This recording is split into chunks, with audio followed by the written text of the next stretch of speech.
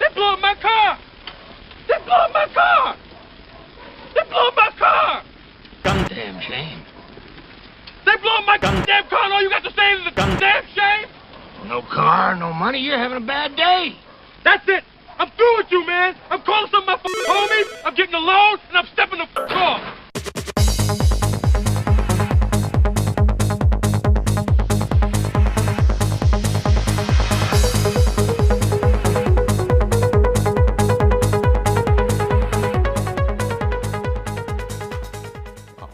That's where my money's gonna be going that weekend. So remember, the Fast and the Furious movies, they survived like a whole decade when even that whole thing just kind of died down. Mm-hmm.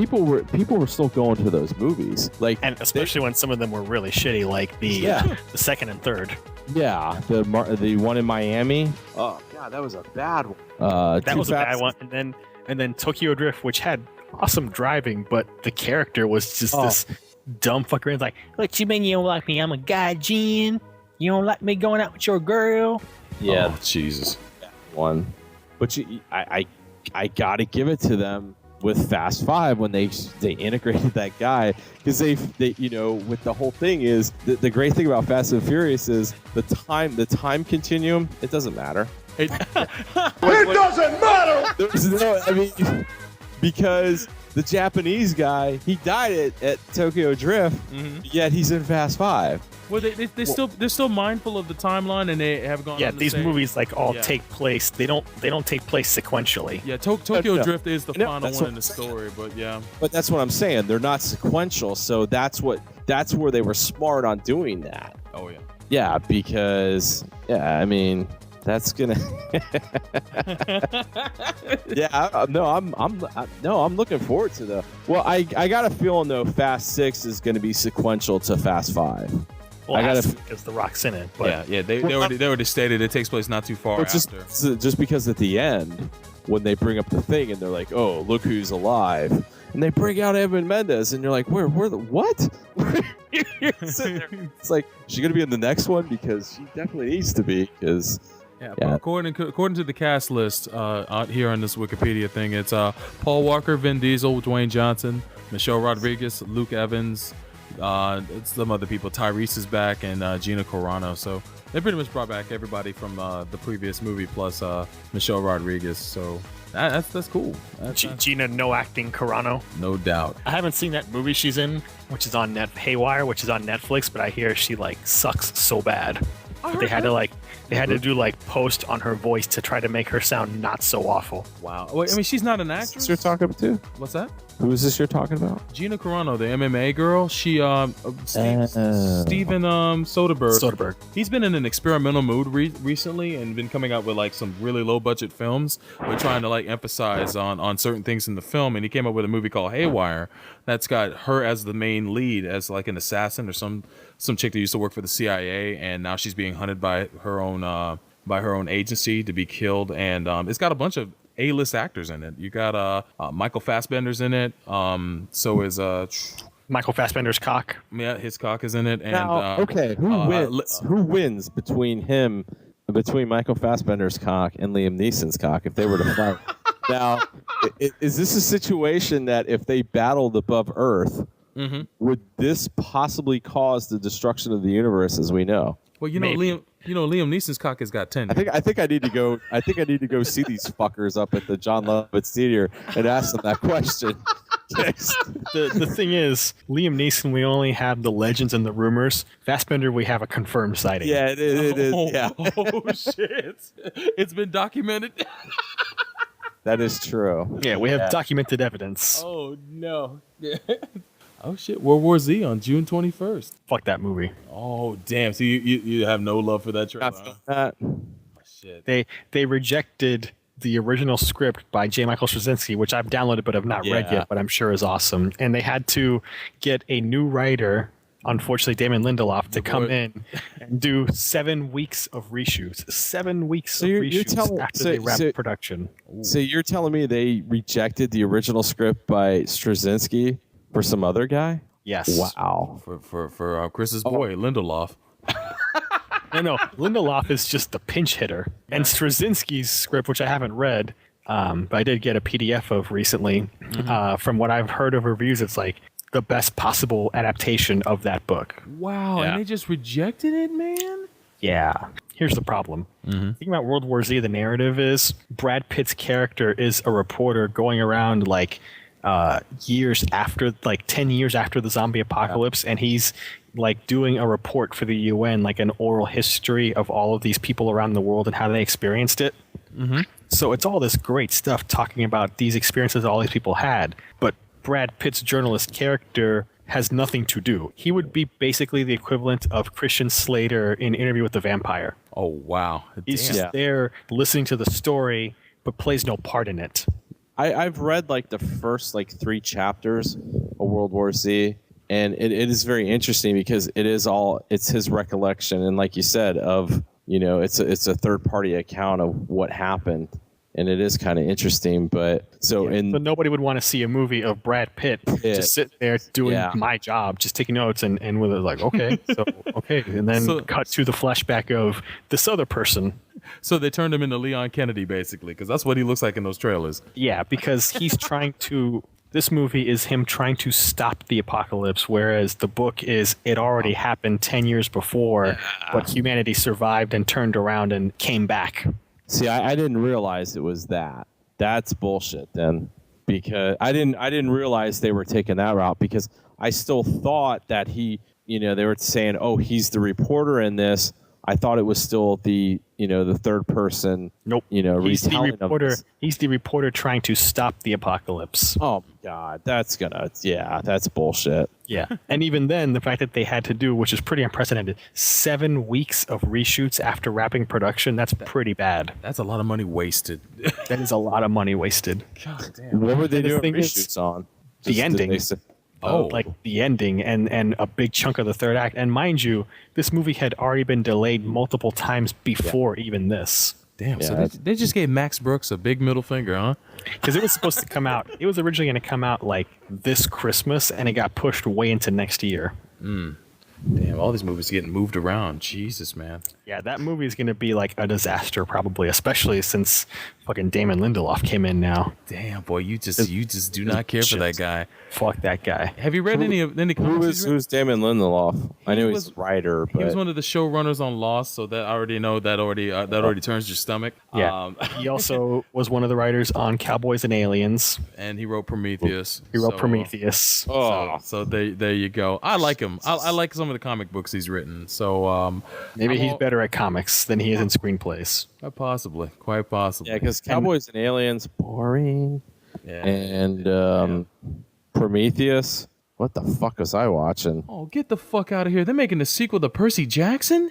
I guess the first movie made enough money. I thought it did poorly. And unfortunately, Damon Lindelof is one of the writers on Star Trek. Oh yeah, that's true. He is. I saw that in the credits. Yeah, because he's buddy with JJ. So damn, son. Is that was he on the first Star Trek? No, he was not. He was. I need to tread lightly on this next movie then. He was a producer on it though, right? So is that what you're telling me, Chris? I need to tread lightly on this next movie a little bit. Like don't overestimate what's going to happen. Depends how much of the script is him and where. Okay. If he wrote any parts near the end, then be afraid. Oh shit. Okay. How am I going to know this? Will they tell me this when I go and see the movie? There are no Lindelof warnings. All right. He just wrote a quick scene in the beginning. Okay, good. I'll watch this. He did the treatment on the second act. I guess you'd be fortunate if that's the story there. He did the whole ending in third act. Oh, fuck this! I'm gonna go see. Fucking Iron Man again. Why is Kirk Trent on this weird island? Hey, at least we got the Wolverine to look forward to on July 26th. I have a good feeling about that movie. It can't be as bad as X-Men Origins, man. Oh my God. I have to say. Uh-huh.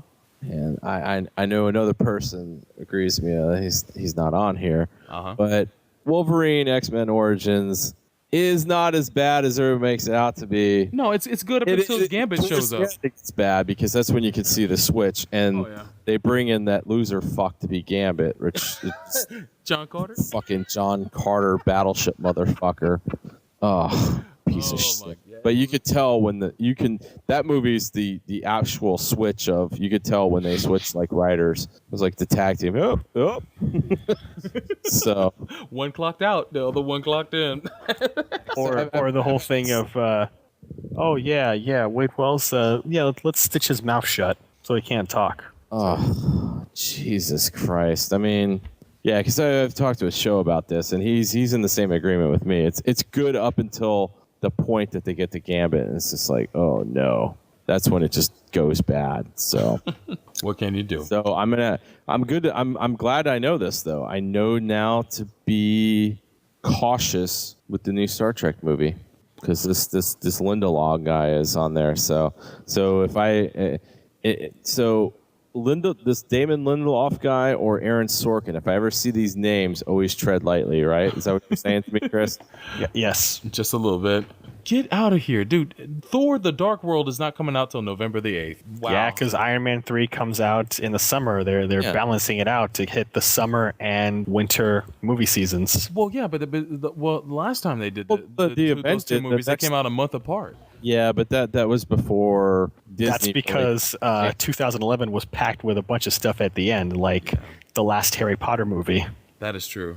And you have to remember, a bunch of other shit, and a Twilight. And this is now, Disney's got full control of the distribution of all this stuff. So it's like they're gonna do it the way because Avengers, they got their plan in place because all of the previous dates were set by Paramount. Yeah. Well, damn. Idris Elba's back in that. Good shit. Zachary Levi's in that too? You know what I thought would have made a good Balder is the guy we talked about earlier, Eric from True Blood, the son of Stellan Skarsgård. He would make a really good Balder if they introduced his character in that movie, but if they do, he's not playing him because he's not in the cast list. But I always thought that guy had the build and the look to be Balder. So Avengers 2 though, Thanos is going to be the villain, right? I mean, I know they cock-teased them, but he's got, oh man, that's when you wish, oh my God, that's when you wish they could have, that's when you wish Disney owned the Fantastic Four. They could have that. My God, how awesome would that just to have them a cameo in that? You know, what's funny, it's like if you're going to do Secret Wars, but you're not going to have Wolverine? And some of the other guys? Well, are they doing Secret Wars or are they doing Infinity Gauntlet? I guess Infinity Gauntlet's what they're kicking off with. Wasn't Wolverine involved in that though? And some of the X-Men too? Yeah, he was. I mean, that was around it. That was a big crossover, but Secret Wars they were more involved. They'll sub in some second stringers. Yeah, but the thing is, what Secret Wars are you talking about? You're wanting them to do the actual first Secret Wars? Because that is, I don't know how well that would translate to the movie screen, because it was all the superheroes taken off of Earth and the supervillains put on a planet to battle in front of a freaking omnipresent dude, and whoever won would get the wishes that they granted. So it wasn't a situation where they're fighting in Central Park to protect New York. So the second Secret Wars was that, but if they're going to do, that's when I kept hearing people say, oh, it's going to be Secret Wars. I'm like, I don't know if that's a good storyline for a live action movie. I think Infinity Gauntlet would probably work a little bit better. I'm pretty sure that's the one they're adapting for the story, but I mean, I thought I figured that the X-Men were involved in that story, but I guess they'll work their way around that. And Spider-Man was involved in that story too. Once again, I think this comes down to the fact there's all the hipsters, they start talking about this stuff, and they talk about stuff they don't know. Yeah, Secret Wars is not exactly. It's a cool comic because of the character interaction. Because it was one of those situations where you got all these characters that were normally not together for a long-term period of time. You got that. I mean, the most obvious one is when they have to fix Iron Man. They have to fix his armor, and they find that it's not it's when Rhodey was masquerading as Iron Man as opposed to Tony, because he was on the wagon. And like the thing is, like, Rhodey goes, oh, I bet Mr. Fantastic's like fixing his armor. He's like, oh, I bet you never thought a brother would be under this thing. And he's like, well, Yeah, he says it straight up, and he's like, goes, "Oh, I knew there was a man under there," and he's like, "Oh, okay." So it's like, you know, that's what makes that cool. But I don't know if that storyline would be a good live action movie. They'd have to really adapt it, and it'd probably be adapted to the point where it wouldn't really resemble Secret War. Don't worry, man. They'll find a way to use the anti-Hulk. I'm interested in seeing what they do with Guardians of the Galaxy, though. Yeah, I'm excited about that shit. Who are they going to get to play Nova? I'm just going to say, I'm going to be very interested in what they do. But then Anti-Hulk, yeah. Are you going to cosplay as Anti-Hulk when it premieres, Chris? I'm gonna wear a cardboard sign that says anti-Hulk. Sweet. There you go. It's be draped in purple.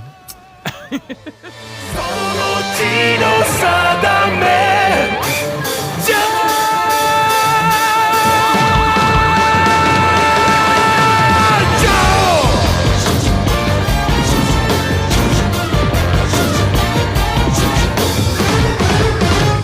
of discussion. Debate is over. You will write a formal apology. I will what? A formal apology.